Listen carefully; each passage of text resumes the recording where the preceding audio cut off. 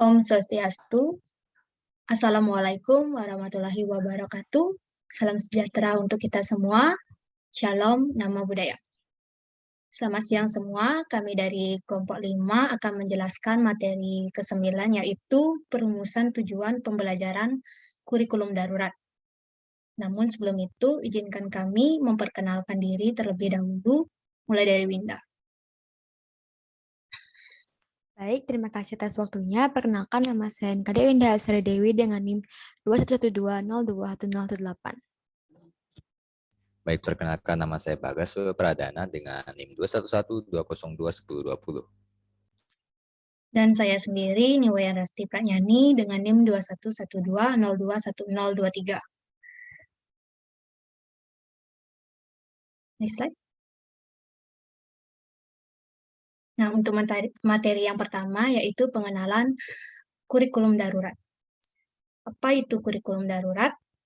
Kurikulum darurat ini dikeluarkan pada tanggal 4 Agustus 2020 melalui Surat Keputusan Mendikbud nomor 719/P/2020 tentang pendoman pelaksanaan kurikulum pada satuan pendidikan dalam kondisi khusus. Nah, menurut Nadiem Makarim mengatakan kurikulum darurat merupakan penyederhanaan kompetensi dasar pada setiap mata pelajaran yang mengacu pada kurikulum 2013.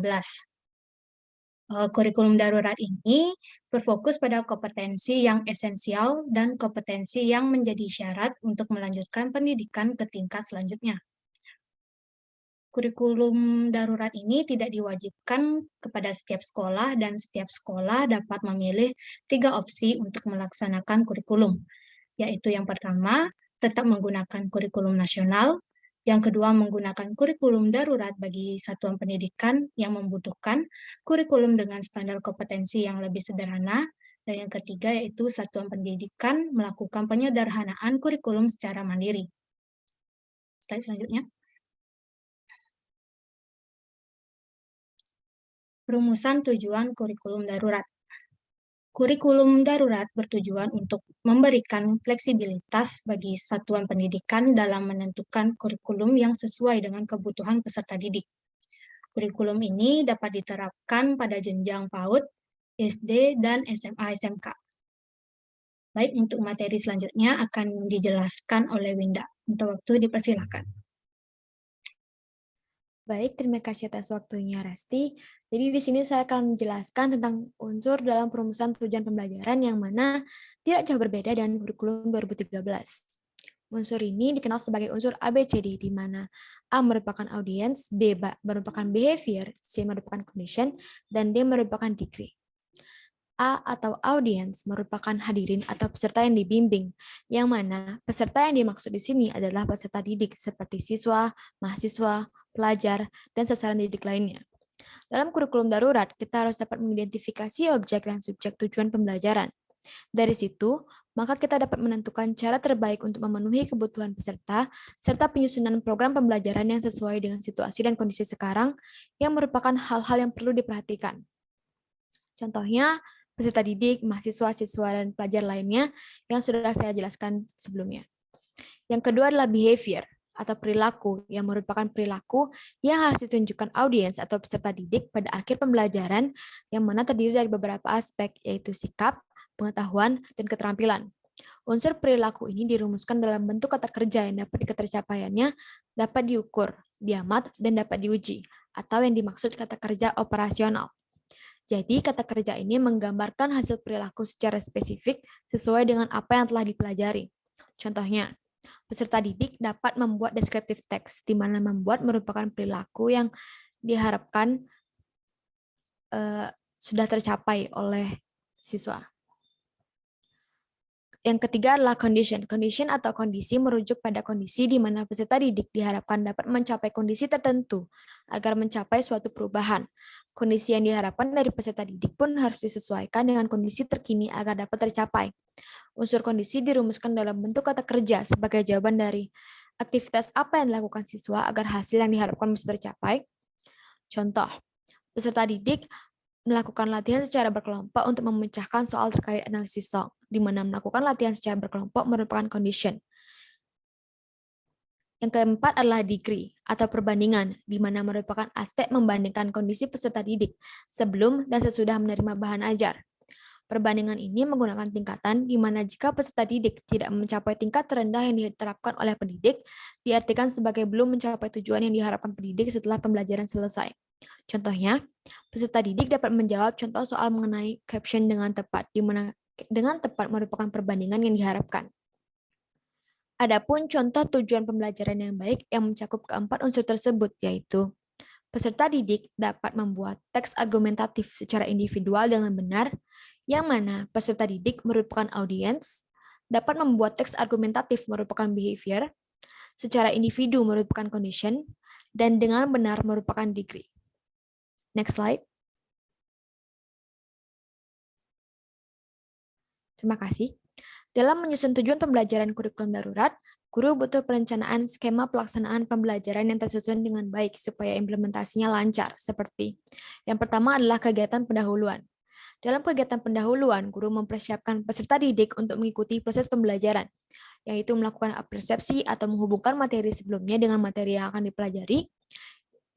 Setelah itu menjelaskan tujuan pembelajaran dan menjelaskan uraian materi sesuai silabus. Yang kedua adalah kegiatan inti, yang mana pelaksanaan kegiatan inti merupakan proses untuk mencapai kompetensi dasar atau KD. Kegiatan inti menggunakan metode yang disesuaikan dengan karakteristik peserta didik dan mata pelajaran. Kegiatan inti meliputi proses eksplorasi, elaborasi, dan konfirmasi.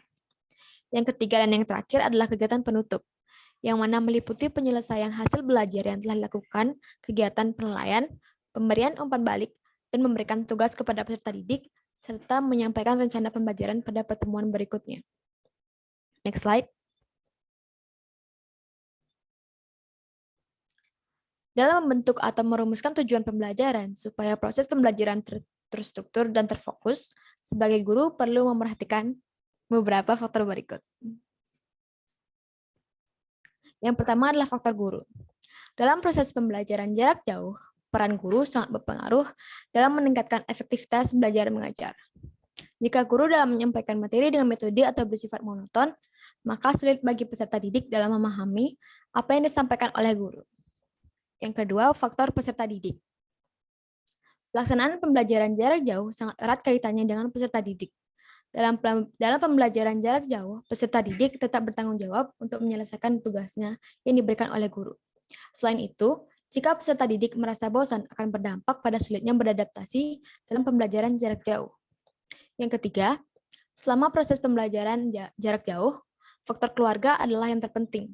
Orang tua tidak hanya menyerahkan sepenuhnya kepada guru atau sekolah karena orang tua juga harus memberikan bimbingan dan memantau perkembangan peserta didik belajar di rumah. Siswa yang tidak dipantau belajarnya terkadang akan kesulitan dalam beradaptasi dan memahami materi yang disampaikan oleh guru atau bahkan malah tidak belajar sama sekali. Yang keempat adalah faktor fasilitas.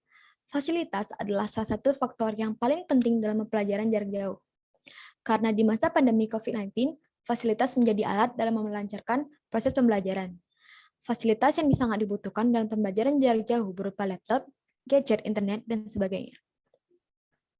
Baik, sekian dari materi saya akan dijelaskan oleh Bagas kepada materi selanjutnya. Baik, terima kasih Winda.